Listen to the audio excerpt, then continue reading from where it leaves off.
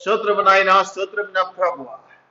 అయ్యా, మరొక వారంలోనికి మమ్మల్ని ప్రవేశింపచేసినావు. నీ అగ్నికంతులో, భద్రతలో, క్షేమంలో, సజీవుల కల మమ్మల్ని ఉంచినావు. నీకు వందనాలయ్యా, నీకు వందనాలు.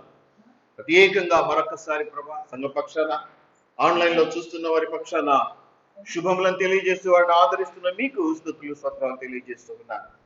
ప్రత్యేకంగా మరొకసారి మరి ఈ మాసంలో మొదటి ఆదివారంలోనికి మనల్ని తీసుకుని వచ్చిన దేవుడు, మరి పరిశుద్ధ దినాన్ని పరిశుద్ధంగా ఆచరించగలుగున్నట్లుగా ఆజ్ఞనిచ్చినటువంటి దేవుడు. ఆదివారం సంఘానికి రావటం అనేది ఒక ఆజ్ఞలాగా పాటించడం మన ధర్మం, మనకు అది ఆశీర్వాదం అన్న విషయాన్ని మళ్ళీ మళ్ళీ నేను జ్ఞాపకం చేస్తూ ఉన్నాను. ప్రత్యేకంగా అనేకమైనటువంటి లోతుల గుండా మనం వెళ్తూ ఉంటాం. ప్రతి విషయంలో కూడా మనం ఆదరించబడుతూ ఉంటాం. ప్రతి విషయంలో కూడా మనకు తన తండ్రిని తోడుగా ఉంచి బలాన్ని ఇచ్చి నడిపిస్తూ ఉంటాడు. పరిగెడుతున్నా పడిపోయేవారం కాదు, పడిపోయినా లేవనెత్తపడకుండా అలాగే అణిగిపోయి ఉండేది కుదరదు. అలాగైనా మనల్ని ఆదుకుంటాడు, లేపుతాడు, నిలబెడతాడు, బలపరుస్తాడు, ముందుకు తీసుకువెళ్తూ ఉంటాడు. మరి ఈ యొక్క అన్ని విషయాలను మనం ఆలోచన చేసినప్పుడు ఏంటి ఈ పోరాటం, ఏంటి ఈ బ్రతుకు పోరాటం, ఈ యొక్క పోరాటం ఏమిటి అనేది మనకు అనిపిస్తూ ఉంటది. కొద్దిగా సమస్య పెరిగినప్పుడు, లేకపోతే ఏదైనా ఇరుకు వచ్చినప్పుడు, ఇబ్బంది వచ్చినప్పుడు ఏమిటి పోరాటం?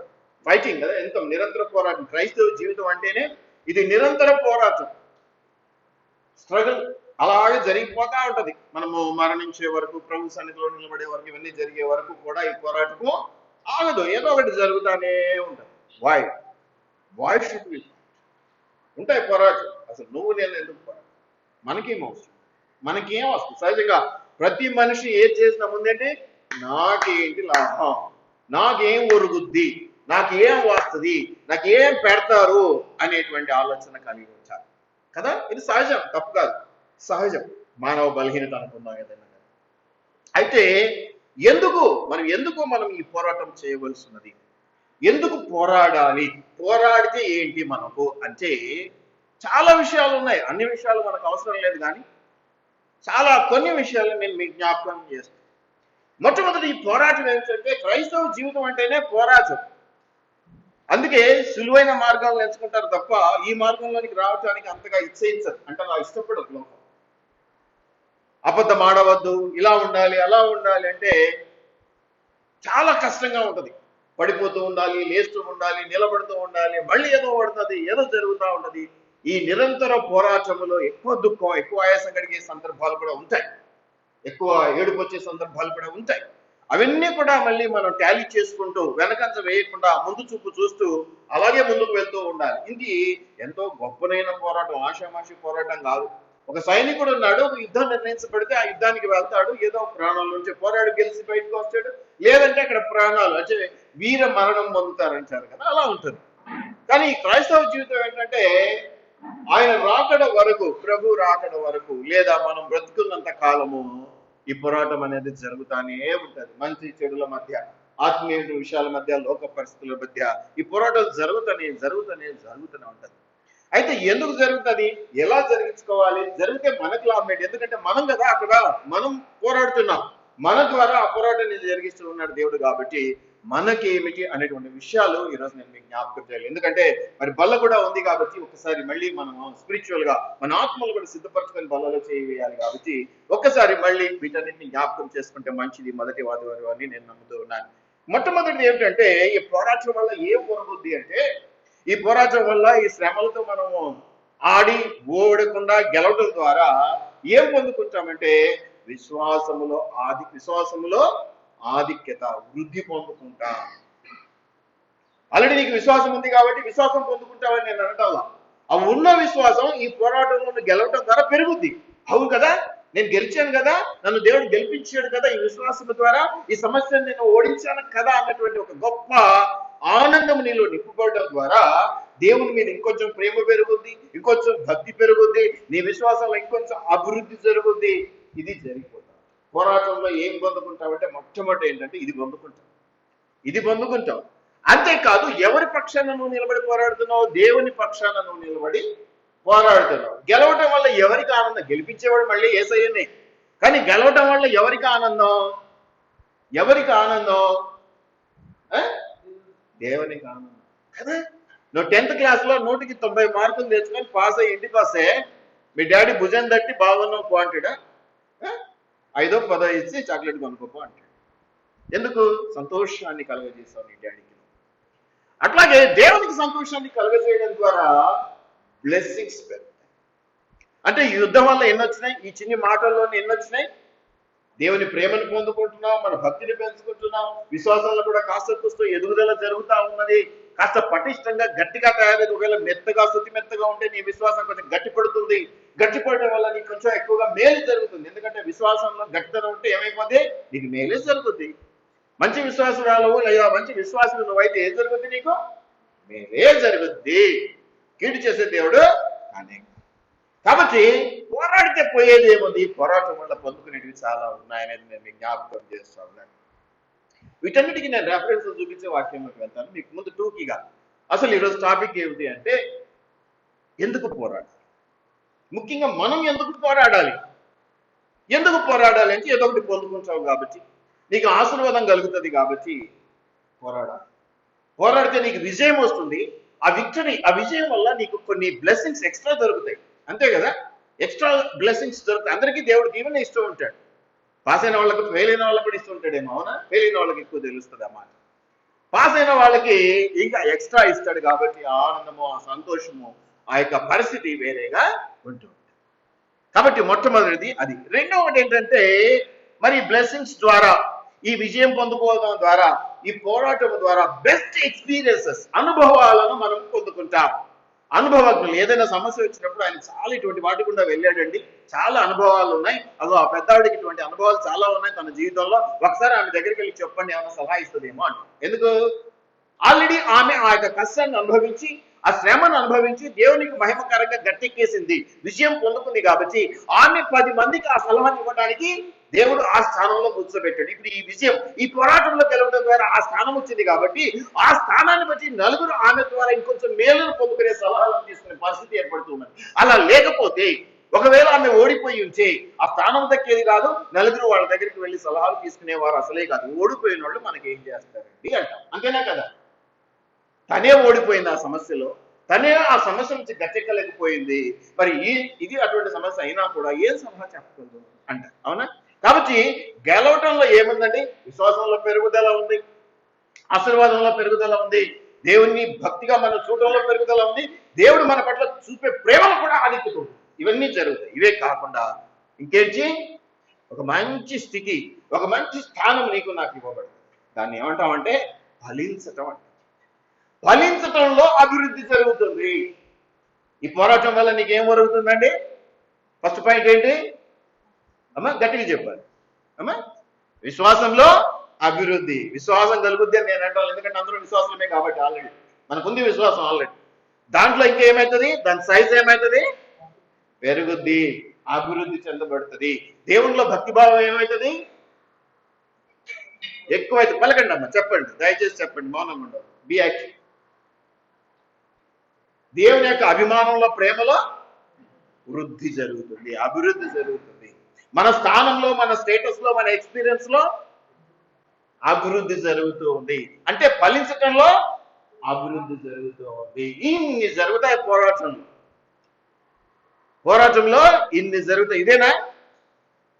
అంతేకాదు, ఇంకా ఏంటంట, ఇప్పుడు నువ్వు దేవుని ప్రేమలో ఇంకొంచెం పెరిగావు, దేవుని అభిమానంలో పెరిగావు, దేవుని యొక్క భక్తిభావంలో పెరిగావు, దేవుని యొక్క దీవెనల్లో పెరిగావు. ఇంకేం పెరుగుద్దండి?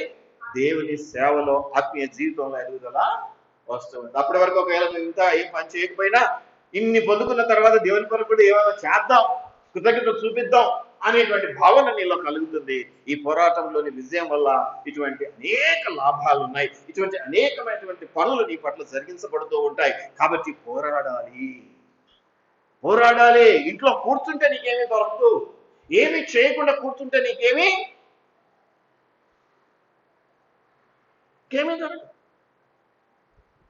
కదా? అన్ని షిప్పులు తయారు చేసి పెట్టాం, అన్ని ఏరోప్లేన్లు తయారు చేసి పెట్టాం, అన్ని బస్సులు తయారు చేసి పెట్టాం, అన్ని కార్లు, స్కూటర్లు తయారు చేసి పెట్టాం, అన్ని గోడౌన్లో పెట్టి తాళం వేసేసాం. అంతేనా? సరిపోయి దాని ఉపయోగం అంతే. బాగుంది కదా? మరి ఏంటి? ఏం చేయాలి? అవన్నీ అమ్మా అది ధన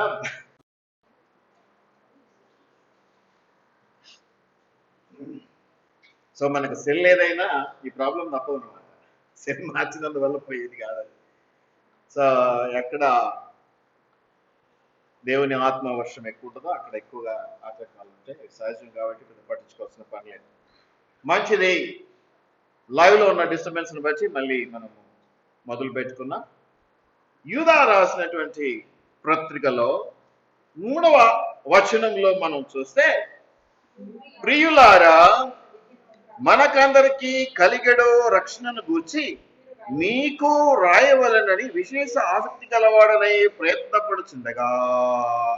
ఏం జరిగిందట? ప్రయత్నం చేస్తూ ఉంటే పరిశుద్ధులకు ఒక్కసారి అప్పగింపబడిన బోధ నిమిత్తము. దేని నిమిత్తము? పరిశుద్ధులకు ఒక్కసారి అప్పగింపబడిన ఏం బోధ అండి? ఏం బోధ? లోకపరమైనటువంటిదా?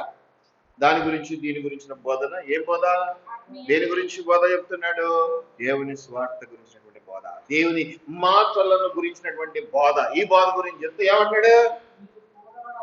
అమ్మా ఏమ్మా నేను చెప్తా, మీరు వింటారు పోతారు కదా. అవసరం అనుకుంటే గేట్ దాటకుంటే మర్చిపోయిపోతారు ఏం చెప్పినానో కూడా. అంతేనా కాదు? అదే కదా జరిగేది లోకంలో. ఇంకా కావాలంటే కొన్ని కామెంట్ చేసుకుంటారు, అట్లా చెప్పాడు నీ గురించి, ఇట్లా చెప్పాడు నా గురించి. అంతేనా? పాస్టర్ గారిని కొంచెం తెప్పి పొడుచుకుంటారు కదా. అంతేనా? అదేనా జరిగేది లోకంలో? ఇంకేమైనా జరుగుతుందా? మరి ఇక్కడ ఏం చెప్పాడు? ఏంటి పోరాటం? ఏంది? ఏదో సరదాగా కాసేపు టైం పాస్ సినిమా హాల్లో కూర్చున్నట్టు కూర్చున్నామని వస్తే మీరు పోరాటం అంటారు ఏంటి సార్ అంటారా? ఇంటికాడ పిల్లలు అల్లరి చేస్తున్నారు, ఇక్కడ ఫ్యామిలీ మీద కూర్చుంటే కాసేపు తూగొద్దాని వచ్చి మీరేంది ఇక్కడ పోరాటం అని చూపిస్తారు ఏంటి? వాక్యం చెప్తుంది, నేను చెప్తుంది. మీరు ఇక్కడ వచ్చింది కూర్చొని విని అట్లా వదిలించుకొని పోవటానికి కాదు, పోరాటం నేర్చుకొని వెళ్ళటానికి కాదు, పోరాడుటకు. మీరు సోల్జర్స్ గా, మంచి సైనికులుగా ఎలక్టెడ్ పీపుల్. మిమ్మల్ని వ్యక్తంగా సెలెక్ట్ చేసుకున్నామని ఏ సోల్జర్ విషయంలో ఏ అధికారి అనుకోడు. ఎంతగా ముందుగానే లెక్క చూసి ఎన్నో టెస్టులు పెట్టి సెలెక్ట్ చేసుకుంటారు. అవునా? దేవుడు అట్లా చేయట్లేదు కాబట్టి మనం నకరాలు ఎక్కువ చేస్తాం. దేవుడు అట్లా చేయట్లేదు కాబట్టి ఒకవేళ అవే పెట్టి ఇట్లా ఉంటేనే, ఇవన్నీ పాస్ అయితేనే నిన్ను విశ్వాసగా లెక్క కడతానంటే అయిపోయా. దేవుడు ఎప్పుడో చెప్పాడు చూడు, నేను వచ్చినప్పుడు ఒక విశ్వాసనైనా కనుక రాకర్లా. అసలు ఎవరం కనపడే పరిస్థితి ఉండదు. ఏం చేయాలంటమ్మా? దేవుని బోధ నిమిత్తము, స్వార్థ నిమిత్తము, వాక్యము నిమిత్తము. ఏమా పోరాటం? అది ఒంటరి పోరాటమా? ఈ వాక్యాన్ని నిజంగానే హృదయంలోకి తీసుకుంటే తలుపు దాటక మధ్య సాతాను శక్తులు నిన్ను అడ్డుకుంటాయి.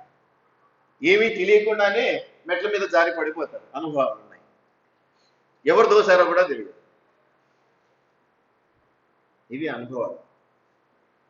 దయచేసి జ్ఞాపకం పెట్టుకోండి. నిజంగా వాక్యాన్ని ఆధారం చేసుకొని నడవాలంటే పోరాటం తప్పదు. అలా కాకుండా పై మెరుగుతో ఉండాలంటే పోరాటమే అక్కర్లేదు. దయచేసి అన్నీ కూడా జ్ఞాపకం. బోధ నిమిత్తము. ఇప్పుడు అర్థమైందా పోరాటం అనే మాట ఎందుకు తీసుకొచ్చాను నేను? వాక్యాన్ని వినటంలోను, వాక్యాన్ని అర్థం చేసుకోవటంలోను, ఇంకా అత్యున్నతమైన పోరాటం ఏంటంటే దాన్ని అనుసరించి నడుచుకోవడం. సాధారణ ఎట్టి పరిస్థితుల్లో ఒప్పుకోడు నువ్వు దాన్ని అనుసరించి నడుచుకుంటానంటే. విన్నావా? అటుకి అడ్డంకులు పెడతాడు, కానీ ఏదో గట్టిగా కూర్చొని వింటాం. విన్నాక అర్థం చేసుకోవడమా? అస్సలు బుద్ధివాడు. దేవుని వాక్యం అసలు ఏ సైన్స్ సబ్జెక్ట్ అని అర్థమవుతుంది, ఏ సిద్ధాంతమైన అర్థమవుతుంది, కానీ బైబిల్ పట్టుకుని కూర్చుంటే ఏమీ అర్థం కాదు. ఏదో స్టోరీస్ తిన్నట్టు ఆడ దెబ్బ కొట్టాలని. పోనీ అది కూడా జయించి కాస్త అర్థం చేసుకున్నావా, ఇక పాటిస్తావేమన్న భయం పట్టుకుంటుంది. కాబట్టి అనుసరించి నడుచుకోకుండా మొదలు పెడతాడు. అది ఎంత పోరాటం అంటే చాలా పోరాటం. ఈ పోరాటం అన్నది నువ్వు చేయడానికి నిన్ను సెలెక్ట్ చేసుకున్నాడు. 24 గంటలు ఆశీర్వాదం కోసం కాదు, 24 గంటలు ఏంటి కోసం అమ్మా నిన్ను పిలుచుకుంది?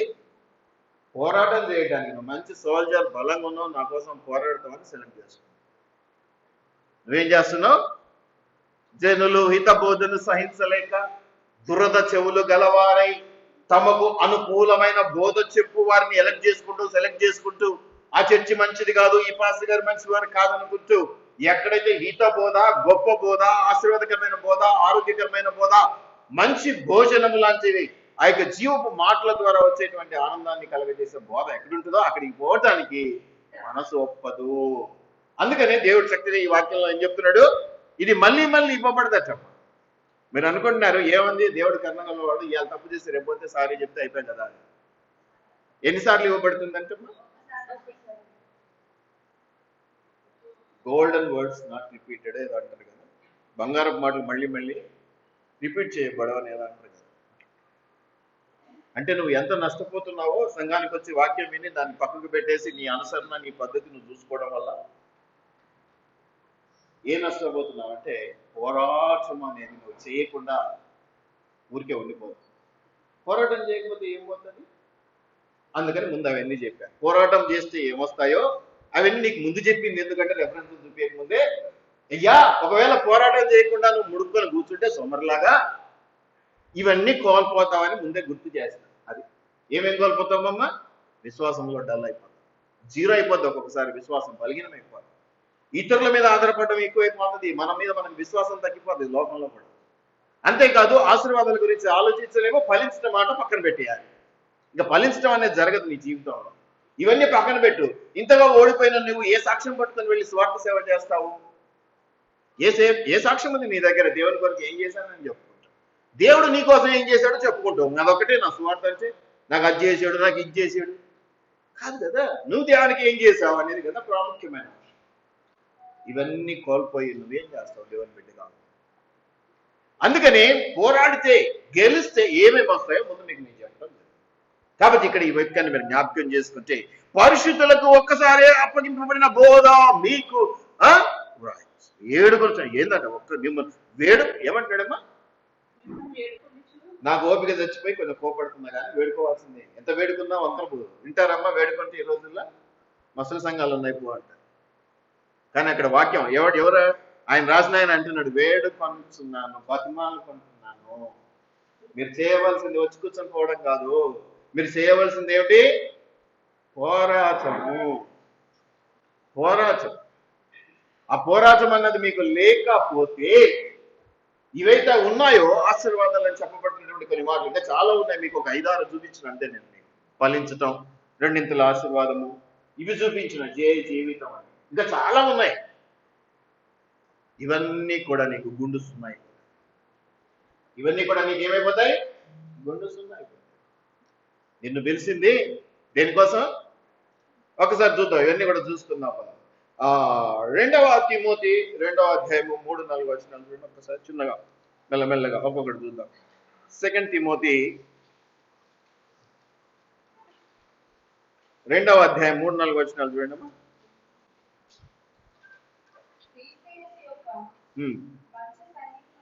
ఏమంటమ్మా? ఏమంటమ్మా? ఒకసారి మళ్ళీ గట్టి చదువు. మామూలు సైనికుడిగా కాదు, పోరాడడానికి నిన్ను నన్ను ప్రత్యేకపరుచుకున్నాడు. అంటే మనకేం పేరు పెడుతున్నాడు? సైనికులము కాదు, మంచి సైనికులము. దేవుడు ఎన్ని ఆశలు పెట్టుకున్నాడండి మన మీద. ఎన్నిసార్లు కొండల మీద గుద్దుతామో కదా. మంచి సైనికుల వలె. చదవమ్మా పూర్తి. ఎవరితో కూడా? కాబట్టి దేవుడు నీకు పని అప్పగించి పక్కకు తప్పుకుంటున్నాడా? నీతో కూడా ఉండి, అయ్యా నేను అనుభవించిన శ్రమనే, నీకు అంతకంటే మించింది నెత్తిన పెట్టట్లా, నాతో కూడా నడువు, నా సిలువెత్తుకుని నన్ను వెంబడించు అంటున్నాడు. నా కాడి సులువైనది, నాతో కూడా రా అంటున్నాడు. ఇందుకోసం అయ్యా నిన్ను నన్ను పిలుచుకున్నది. ఇవి తప్ప అన్ని చెప్పుకుంటాం, ఇవి తప్ప అన్ని చెప్పుకుంటాం. ఈరోజు ఏం పోరాడాను? ఎవరి కోసం పోరాడాను? ఎంత పోరాడాను? పోరాడడం కోసమే కదా. నన్ను అందుకే పిలుచుకున్నాడు. అందుకే నేను పోరాడుతూ ఉంటాను. కాబట్టి ఎప్పుడైనా ఎవరైనా ఏదైనా విషయంలో కొంచెం మిస్టేక్ జరిగినా కోపడుతున్నాను, ఎందుకమ్మా ఇట్లా చేశారు అని. ఎందుకంటే నేను చేసేది పోరాటం మీ పక్షాన్ని. వెంటనే గద్దించడం మొదలు పెడతా, వెంటనే హెచ్చరించడం మొదలు పెడతా. అమ్మ ఇట్లా కాదు చూడు, ఇట్లా కాదు చూడు, ఇట్లా కాదు చూడు. ఎందుకో ఊరికి చెప్పి వదిలేయటంలా నేను మీకోసం పోరాడుతున్నాను. ఏమని ఎంచుకున్నాడు నిన్ను నన్ను? దీంట్లో ఏమన్నా ఆడపిల్లలు మగవాళ్ళని తేడా చూపించాడా? నేను సన్నగున్నాను, నేను లావుగున్నాను, నేను పొట్టిగున్నాను, నేను పొడుగున్నాను, నేను ఇంజనీరింగ్ చేశాను, నువ్వు గ్రాడ్యుయేట్వి, నువ్వు 10th ఫెయిల్ అయినవి అని ఏమైనా తేడాలు చూపించాడా? ఆ ఏమి నిన్ను మంచి సైనికుడిగానే సెలెక్ట్ చేసుకున్నాడు, నన్ను మంచి సైనికుడిగానే సెలెక్ట్ చేసుకున్నాడు. మరి ఏం చేయాలంటమ్మా? చదువు గట్టిగా.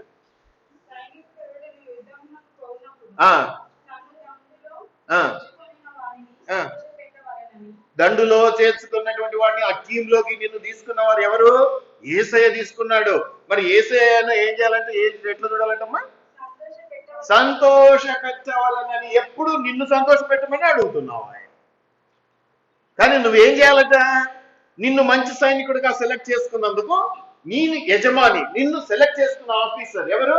యేసు ప్రభుల వారు సంతోషంగా ఉండాలి అని నువ్వు చేయాలి. సంతోషంగా ఉండాలి అని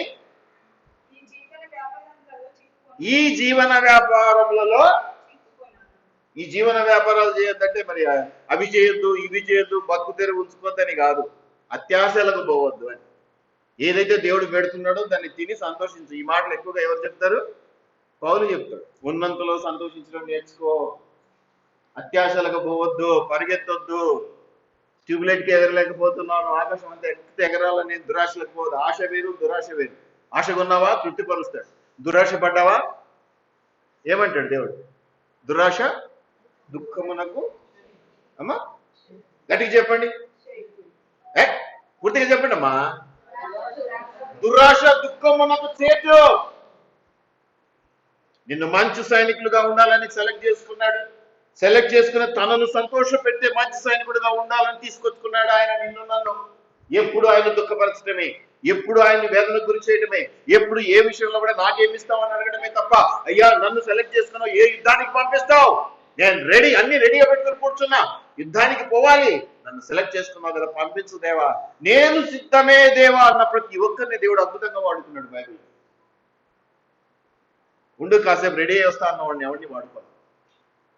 నేను సిద్ధమే, ఎట్లా ఉన్నానో అట్లా వెళ్తాను నేను అంతే అని నువ్వు అనుకుంటే దేవుడు నిన్ను వాడుకోవడం. దేనికోసం అంటే ఈ పోరాటము? మంచి సైనికుడిగా నువ్వు పోరాటం కోసం నేను సెలెక్ట్ చేసుకున్నాడు, నేను ఎలక్ట్ చేసుకున్నాడు. జట్టి అయినటువంటి ఆ టీంలో, ఆషామాషి టీం కాదు అది. ఎట్లుందంటే టీము ఒకరిని మించిన వారు ఒకరుగా ఉండాలి. ఇక్కడ ఏమైపోయిందంటే నువ్వు పండుకొని నిద్రపోతే గంట, నేను 2 గంటలు నిద్రపోతానంటే. మన దగ్గరే కాదు, ఎక్కడైనా ఇదే సహజం, ఇదే జరిగేది. పోరాటానికి రమ్మంటే ఎవరు వస్తారు? ఏమైందో తెలియదు, ఎట్టబోద్దో తెలియదు కదా. దయచేసి గుర్తుపెట్టుకోండి, ఇప్పుడు నాది నేను అనుకున్నంత కాలం ప్రభు సేవలో వాడబడలేదు. అటువంటి వారికి పిలిపే ఉండదు. పిలుపు ఉంది అంటే ధైర్యం చేసి ఏదైనా పర్లేదు ప్రభు నిలబడతాను అన్నోడికే పిలుపు. ఆ పిలుపు దగ్గర ఆశీర్వాదం కూడా అలాగే ఉంటుంది. ఇవి గమనించుకోవాలా. ఆ మాట పూర్తి చేయమ్మా. జీవన వ్యాపారంలో చిక్కుకొనడు. జీవన వ్యాపారాలు అంటే లెక్క పెట్టుకోండి, మీరు బ్రతకడానికి చేసేటివన్నీ తప్పని దేవుడు చెప్పటంలా. ఎక్స్ట్రాలకు వెళ్తుంటామే, వాంది తీసుకొని వీంది చూసుకొని, అబ్బా ఈమెనా, అరే ఇట్లుండే ఎట్లయింది, అబ్బో ఆమె ఏదో చేసింది, అబ్బో నేను కూడా చేస్తాను అనుకుంటామే. పులిని చూసి నక్క వాతలు పెట్టుకోవడం మొదలు పెడతాను, చూసినారా? అవి దెబ్బకొట్టేటి. నా లిమిట్ ఇది. నాకు సైకిల్ ఇష్టం, నాకు సైకిల్ ఇవ్వగలడు దేవుడు. మహా అడిగితే స్కూటర్ ఇవ్వగలడు. నాకు ఆ లెవెల్ సరిపోక నాకు హెలికాప్టర్ కావాలి, నాకు ఏరోప్లేన్ కావాలి అంట. చూడు, ఆడబడుతుంది దెబ్బ. కాబట్టి మనసు ఉన్నంతలోనే మనము కాళ్ళు ఆశపడడం తప్పే కాదు. కానీ దురాశ, అత్యాశ మంచివి. ఈ 2 మంచివి కాదనేది మనం జ్ఞాపకం తెచ్చుకోవాలి. ఇంకా పూర్తి చేయమ 2వ మాట. మరియు జట్టి అయిన వాడు పోరాడినప్పుడు, ఇది కూడా మర్చిపోతుంది మళ్ళీ మీరు. పోరాడాలి నియమ నిబంధనల ప్రకారం, ఇష్టమైనట్టు పోరాడి, ఇదిగో గెలిచిన చూడండి, దెబ్బ కొట్టి ఏమంటారు, దొంగ దెబ్బ కొట్టి గెలిచినట్టు లెక్క చూడాడు దేవుడు. నియమ ప్రకారము, నిష్ట ప్రకారము, పద్ధతి ప్రకారము, దేవుని అనుమతి చొప్పున, దేవుని ఆజ్ఞ చొప్పున నడుచుకుంటూ పోరాడి గెలవటమే గొప్పది. కానీ ఇస్తారా కొంతమంది, ఇస్తారు ఏ పద్ధతి అయితే నీకు గెలిచి చూపించాలో గెలిచి చూపిస్తాను. నేను దొంగతనం చేస్తాను ఏమో, నేను సంపాదించి ₹1,00,000 చూపించాలి కదా, చూపించాలి. అట్లా కాదు. నిజంగానే దేవుడు మంచి పద్ధతిలోనే సంపాదించుకోమన్నాడు రా నిన్ను అంటే వినడు. కష్టపడి సంపాదించుకోమన్నాడు రా నిన్ను అంటే వినడు. దానివల్ల ఏమైపోతుందంటే ఒక చిన్న ఉదాహరణ చెప్పిన, గోడ గట్టిదా నీ తల గట్టిదా అని చూసుకుంటే ఏది గట్టిదో తెలిసిపోతుంది. ఒకసారి కొట్టి చూసుకుంటే, మనం చెప్తే వినరు కదా. ముట్టుకొని కాల్తేనే డేక్సా వేడిగా ఉంది అనుకుంటారు. కొంతమంది తల్లుల విషయంలో చూస్తుంటాం కదా, బాగా వేడి వేడిది దించిపెడితే పిల్లలు ఏం చేస్తారు, వచ్చి తగులుతారు, కాళ్ళలాగా అంటారు. అంతకుముందు మమ్మీ చెప్పింటది, అరే అవన్నీ వేడి వేడి పెట్టి వచ్చిన జాగ్రత్త తగిలేరు అంటే అప్పుడు వినరు. అట్లాగే దేవుడు కూడా ఏం చేస్తాడంటే నీకు వినేటట్టు లేడు, కాస్త వదిలేద్దాం, కాస్త చూస్తే తల బుప్పి కట్టినాక తెలుసుకుంటారులే అనుకుంటాడు. కానీ కాపురు అలా అనుకోలేడు, ఎందుకంటే మీకోసం పోరాడే కాపురు అయితే. మీకోసం మీ కానుకల కోసం ఆశపడే వాడికి ఏమీ పట్టించుకోడు, అవసరం లేదు. పోరాడే వాడికే కొంచెం దుఃఖం ఎక్కువ ఉంటుంది, ఎందుకంటే పోరాటం కొంచెం ఆయాసమే కదా. అరే ఎందుకు ఇట్లయిందిరా భయ్, నేను ఇంత కష్టపడి నీకోసం ప్రార్థన చేశాను కానీ. దయచేసి జ్ఞాపకం, జడ్జి అయిన వాడు పోరాడినప్పుడు నియమ ప్రకారం పోరాడుకుంటే వానికి ఒకవేళ నువ్వు గెలిస్తే కలవచ్చేమో అన్యాయంగా, అక్రమంగా, దొంగగా సంపాదించుకొని, కానీ జీవ కిరీటం అయితే నీకు దొరకదు. ప్రభు సన్నిధిలో ఏదైతే నువ్వు గొప్పగా నిలవడవచ్చుందో అది నీకు దొరకదు. అది ఇవ్వడు దేవుడు. కిరీటము అమ్మా దొరుకుతుందా? మళ్ళీ చెప్పు, గట్టిగా చెప్పు. దొరకదు. ఏమని ఉందమ్మా? దొరకదు. నియమ ప్రకారమే పోరాడాలి, నిష్ట ప్రకారమే పోరాడాలి, పద్ధతి ప్రకారమే పోరాడాలి. ఇష్టారాజ్యంగా కత్తి తిప్పుతారంటే కుదరదు, వెన్నుపోటు పొడుస్తాను గెలుస్తానంటే కుదరదు. ముఖాముఖి పోరాటము, నియమ ప్రకారమైనటువంటి పోరాటము పోరాడాలి. ఇది మనం చేయవలసినటువంటిది నేను జ్ఞాపకం చేస్తా ఉన్నాను. మత్తయి సువార్త 10వ అధ్యాయంలో మీరు చూస్తే 2-3 మాటలు చూపించేసి నేను ముగించేస్తాను. మిగతా అందుకే ముందే అంశాలు కొన్ని చెప్పేసినాను. టైం సరిపోకపోతే రెఫరెన్స్లు మళ్ళీ ఎప్పుడైనా మనం జ్ఞాపకం చేసుకుందాం. మత్తయి సువార్తలో మనం చూస్తే చిన్న మాటలే కొన్ని, ఆ 10వ అధ్యాయంలో చూస్తే సాధారణమైనటువంటి మాటలు ఉన్నాయి, చూస్తాను నేను మీకు. ఆ 34వ వచనం ఆ ప్రాంతంలో మీరు చూస్తే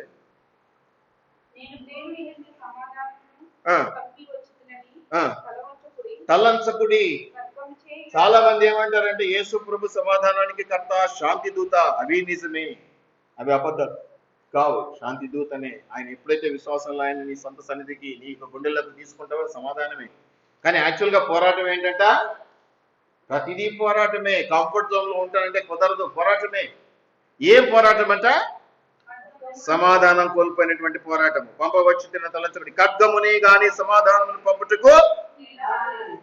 అంటే ఇప్పుడు ఖడ్గం దేనికి ఉపయోగించాలి? పోరాటానికా, సంకలు పెట్టుకోవడానికి, షోకి? పోరాటానికి నిన్ను పిలిస్తే పోరాటం మానేసి అచ్చన్నగాయలు ఆడుకుంటాను, బారకట్ట ఆడుకుంటాను, చెస్ ఆడుకుంటాను అంటే ఈ ముందు ఇవి చేద్దాం, చేసినాక టైం ఉంటే అవన్నీ చేసినాక టైం ఉంటే అప్పుడు మళ్ళీ మిగతావన్నీ. దయచేసి జ్ఞాపకం పెట్టుకోండి, పోరాడాలి. పోరాడటం కోసమే నిన్ను నన్ను పిలుచుకున్నాడు.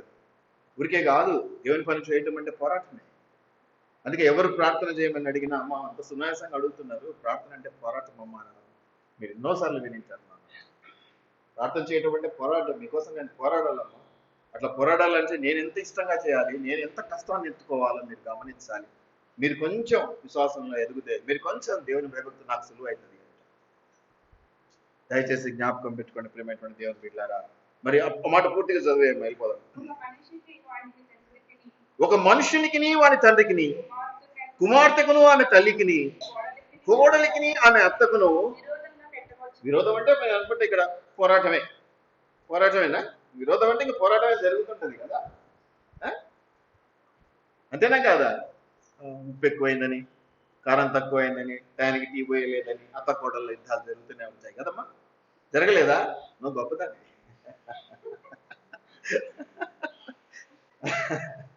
సహజంగా నేను చూసినట్టు చెప్తుందమ్మా నీకు. అంటే ఏదో కొన్ని కుటుంబాలను జ్ఞాపకం చేసుకొని చెప్పట్లా, నేను సహజంగా జరుగుతాయి ఇవన్నీ కదా. విడిపోయిన సందర్భాలు కూడా పెద్ద సందర్భాలు ఉండవు. టయానికి టీ ఇయ్యలేదు అని చెప్పి అత్తగారు పోయి పక్కింట్లో చెప్తారు. వాళ్ళ ఇంట్లో వాళ్ళు డిస్కస్ చేసుకోరు, నా కోడలు మంచిది కాదని పక్కింట్లో చెప్తారు. ఆడ మొదలైతే చెప్తే నాకే చెప్పొచ్చు కదా, పక్కింట్లో ఎందుకు చెప్పినా, ఇటువంటివి వస్తుంది. అందుకే నేనేమంటాను, సమస్య ఆడపదాడు. ఆ సమస్య ఎవరిద్దరి మధ్య వచ్చిందో వాళ్ళకి మధ్యవర్తి ఒక్కడే. ఎవరు? దేవుడు. ప్రార్థన చేసుకొని సమస్యను పరిష్కరించు. మహా అంటే కాపరి. ఈ రోజుల్లో కాపర్లకు అంత విలువ లేదు, మళ్ళీ ఇబ్బంది అయిపోయింది. ఇంతకు లోకరీతిగా మాట్లాడేవాళ్ళు, తన వైపున మాట్లాడేవాళ్ళు డబ్బులు ఇచ్చి మరీ తెచ్చుకుంటారు. అందుకనే వాటికి వేరే పేరు పెట్టారు. ఏమైనా పేరు పెట్టారు? సెటిల్మెంట్లు అని పెట్టారు. అవునా? సెటిల్మెంట్ అంటారు. ఇది సర్దుబాటు ధోరణి కాదు. దయచేసి జ్ఞాపకం పెట్టుకోండి. ఏమన్నాడు? మళ్ళీ చదవండి.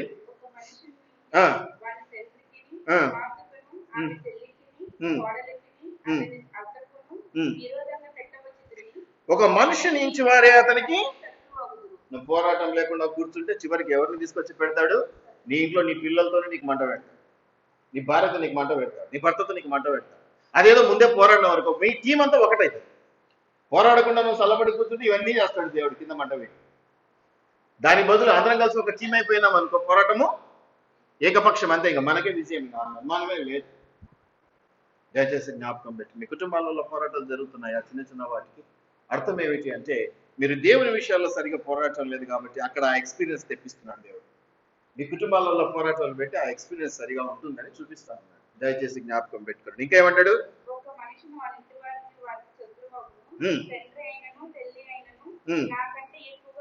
ప్రేమించువాడు.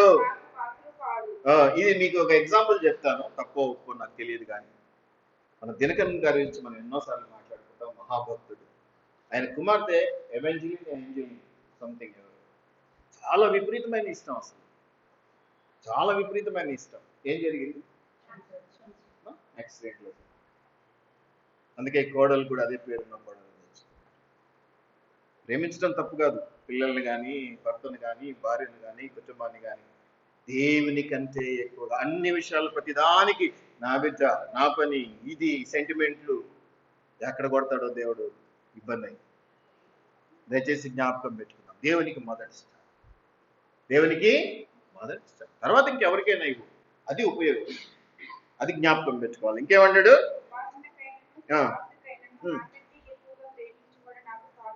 నష్టాలు ఏం జరుగుతాయో ఇక్కడ చెప్పట్లేదు. అంటే ఆ ఇష్టమైన వాళ్ళని తీసేసినటువంటి శాపాలు ఏం లేవు దేవుని దగ్గర. ఏమంటాడు ఒక్క మాటగా? అమ్మా, నిన్నే తీసేస్తాను నా దగ్గర నుంచి. పాత్రుడు కాడంటే అర్థం అదేనా? నేనేమైనా వేరేగా చెప్తున్నాను? ఇక నిన్నే పక్కకు నెట్టేస్తారా బై అంటున్నాడు ఇక దేవుడు. అంతే కదా, అప్పుడే కదా పాత్రులను కామంటాను. ఇక ఆయన దగ్గర నుంచి తోసేసినప్పుడు ఇక ఆయనకు పాత్రులను కామన్నట్టే కదా లెక్క. కాబట్టి ఎంతలో ఉండాలో అంతలో ఉండాలి ప్రేమ. ఏ అవసరాన్ని నిమిత్తమై దేవుడు ఏర్పాటు చేస్తే ఆ అవసరం నిమిత్తమే మించి దేవుని స్థానాన్ని మన పిల్లలకో, మన కుటుంబానికో, ఇంకోరికో ఇస్తే నష్టమే. వాళ్ళకి నష్టం చేసిన వాళ్ళం అవుతాం మనం. ఎందుకంటే ఆ ఉగ్రత వారి మీదకి వచ్చింది, అనవసరమైన. దయచేసి జ్ఞాపకం పెట్టుకున్నాం. చివరి మాట ఏంటంటే, తన సిలువను ఎత్తుకొని నన్ను వెంబడించేవాడు నాకు పాత్రుడు. ఎవరు పాత్రుడు గాడు? అట్లా ప్రేమించేవాడు. నన్ను వదిలిపెట్టి ఇతరులంతా ప్రేమిస్తూ కూర్చునేవాడు, వాళ్ళకి మొదటి స్థానం ఇచ్చేవాడు నాకు పాత్రుడు కాదు. ఎవరైతే సిలువను ఎత్తుకొని నన్ను వెంబడిస్తారో, ఆ శ్రమను ఎత్తుకొని నన్ను వెంబడిస్తారో, ఆ పోరాటం కోసం నాతో కూడా వస్తారో వాళ్ళు పాత్రులు. అంటే ఇప్పుడు పాత్రులు కావాలి దేవుని సన్నిధికి సంబంధించి, దేవుని ఆశీర్వాదానికి సంబంధించి యోగ్యులుగా ఉండాలి అంటే ఏంటి అమ్మా? విశ్వాసులు కావాలి. అవునా కదా? విశ్వాసులు కావాలి, అంతేనా? పోరాడేవాడివి కావాలి. ఆటోమేటిక్గా పోరాడేవాడివి అయితే విశ్వాసం ఉంటేనే పోరాడతావు. ప్రతి విశ్వాసి పోరాడలేడు, కానీ పోరాడే ప్రతి వాడికి విశ్వాసం ఉంటుంది. విశ్వాసం లేకుండా అంత రిస్క్ తీసుకో, ఆ బలం లేకపోతే అంత రిస్క్ తీసుకో. దయచేసి జ్ఞాపకం పెట్టుకోండి, ఎందుకు పోరాడాలి? పోరాడితే ఇన్ని ఆశీర్వాదాలు ఉన్నాయి. పోరాడకుండా కూర్చుంటే ఎన్నో నష్టాలు, ఎన్నో చెప్పాలంటే శాపగ్రస్తమైన జీవితంలో మనం వెళ్ళిపోతూ ఉంటాం. కాబట్టి వీటన్నిటిని కూడా జ్ఞాపకం చేసుకున్నాం. ఇంకా చాలా ఉన్నాయి. ఇది రెవల్యూషన్ అంటే ప్రకటనలు 21:7 జయించుట అనే మాట అక్కడ చూపించి, ఎందుకంటే యోబు గురించి మీ అందరికీ తెలుసు కాబట్టి అంత అవసరం లేదు.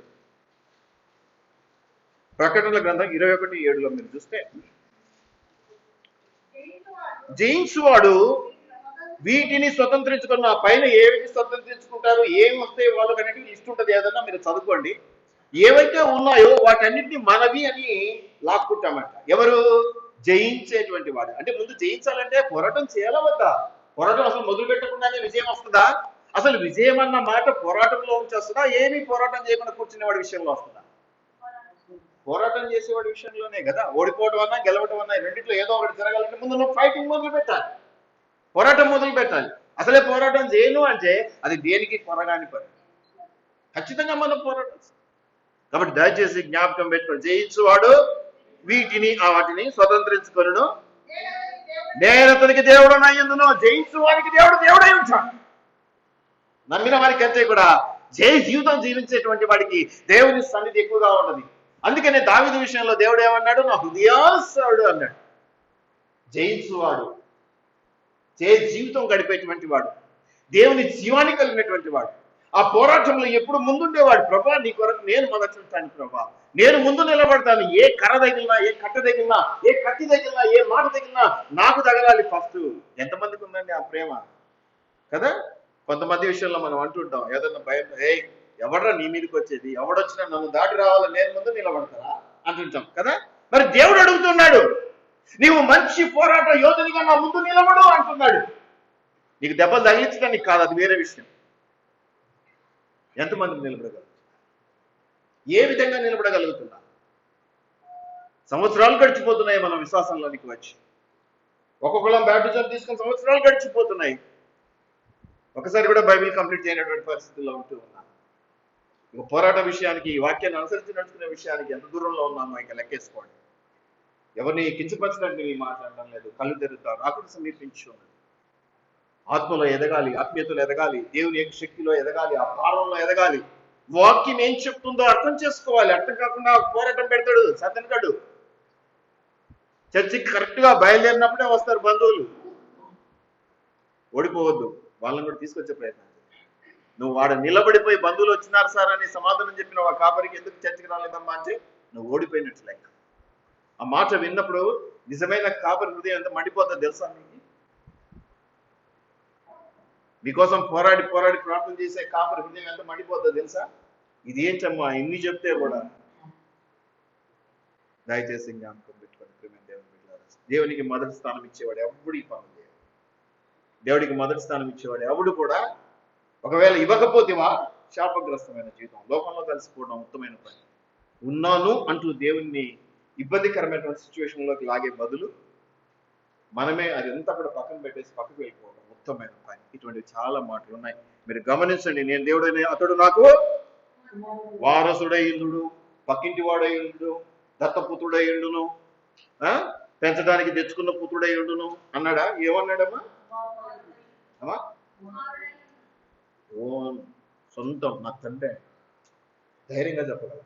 ఆయన కోసం నిలబడే ప్రతి ఒక్కళ్ళని చెప్పగలం. గుణమేం చేసుకుని యేసుప్రభు ఎవరు? దేవుడు. ఎవరు దేవుడు? నా తండ్రి. ఎవరైనా? మా నాన్న. కొంతమంది లోకరీతిగా డాడీ డే అని పిలుస్తుంటారు ప్రార్థనలో. అది పిలవడం కాదు, ఇక్కడ నుంచి రావాలి. ఇక్కడ నుంచి రావాలి. తప్పని నేను అనడం లేదు, కానీ హృదయంలో నుంచి రావాలి. నీ తండ్రి అన్న భావం. ఆయన దేవుడు కాదు. దేవుడు ఎప్పుడు విశ్వాసిగా నువ్వు ఉన్నప్పుడు. ఇప్పుడు నువ్వు పోరాటానికి సిద్ధపడేవాడు కాబట్టి నువ్వు ఎవరైనా ఇప్పుడు ఆయనకి కుమారుడు, కుమార్తె. ఆ స్థితిలోకి వద్దామండి మనం. ఆ స్థితిలోకి వద్దాం. ఇప్పుడే ఈ క్షణమే భూమి బద్దలై రాకడ సమీపించిందని ప్రభువు దిగి వస్తే నీ స్థానం ఎక్కడ, నా స్థానం ఎక్కడ? ఒక్కసారి జ్ఞాపకం చేసుకోండి. మనకు గుట్టదా? భయం వేయదా? వాటన్నిటి నుంచి మనం విడుదల పొందుకుందాం. ప్రార్థన చేసుకుందాం. ప్రభువా నీకు వందనాలు. ఇక యోబు గురించి నేను చెప్పాల్సిన పనే లేదు. ఆశీర్వాదాలు వెలువ కాబట్టి ఎక్కువ యోబును మాటి జ్ఞాపకం చేసుకోవాలి. సర్వశక్తిమంతుడైనటువంటి నా దేవా, సర్వోన్నతమైనటువంటి నా తండ్రి, మా ప్రభువా నీకు వందనాలు, స్తుతులు, స్తోత్రాలు చెల్లిస్తూ ఉన్నాం. పోరాడాలి. పోరాటం కోసమే మమ్మల్ని పిలుచుకున్నావు ప్రభువా. జట్టి అయిన మంచి సైనికుల వల్ల మేము ఉండటానికి మమ్మల్ని ఏర్పాటు చేసుకున్నాం. అయ్యా, పోరాడి గెలిస్తే వచ్చేటువంటి గొప్ప ఆశీర్వాదాలను బట్టి నీకు వందనాలు, స్తుతులు, స్తోత్రాలు. పోరాడకపోతే కోల్పోయే, నష్టపోయే విధి విధానాలను బట్టి క్షమించమని బ్రతమాలుకుంటున్నాం. నీ కృపల జ్ఞాపకం చేసుకోండి. మంచి పోరాటం పోరాడగలిగినట్లుగా మమ్మల్ని సిద్ధపరచమని వేడుకుంటున్నాం. నీ సైన్యంలో, నీ యొక్క నైనా మంచి సైన్యంలో, పర్లోక సైన్యంలో ప్రభావ మేము కూడా మంచి సైనికుల వల్ల ఉండటానికి కృప దయచేయమని వేడుకుంటున్నాం. దహించగలిగిన దేవుడు, కర్ణగల దేవుడు, నా రాజు, నా రక్షకుడు నాయన నీకు వందనాలు చెల్లిస్తున్నాను. అయ్యా, ప్రత్యేక ఆశీర్వాదములను, ప్రత్యేక పోరాట విషయాలను మాకు జ్ఞాపకం చేసి మంచి పోరాటము పోరాడే మంచి సైనికుల వలె, నియమ ప్రకారము, నిష్ట ప్రకారము, పద్ధతి ప్రకారం పోరాడే మంచి సైనికుల వలె మేము పోరాడగలుగుతాం. కృప దయచేయమని, ఆ యొక్క జయము ద్వారా మేము అనేక విషయాలను స్వతంత్రించుకునేలా కృప దయచేయమని, అటు జ్ఞానము, అటు బలము, అటు వివేకం మాకు అనుగ్రహించి దయ చూపించుకొని అయ్యా నీ పనిలో వాడుకోండి ప్రభా. ఈ పోరాటంలో మమ్మల్ని ఉంచండి ప్రభా. మేము బలహీనము కాదు, బలము కలిగిన వారము. నీ యొక్క మాత్రమైనటువంటి శక్తి కలిగిన బిడ్డలవుతారు. మమ్మల్ని వాడుకోండి. నీ పరిచయంలో వాడు, నీ విశ్వాసంలో ఎదిగింపచ్చు, నీ దీవెనలో మమ్మల్ని నిలబెట్టుకోదు. మాని నజరేయుడైన యేసు నామములో అడిగి వేడుకొని ప్రార్థిస్తూ ఉన్నాం మా పరలోకపు తండ్రి. ఆమేన్. దేవునికి మహిమ కలుగును గాక. మరొకసారి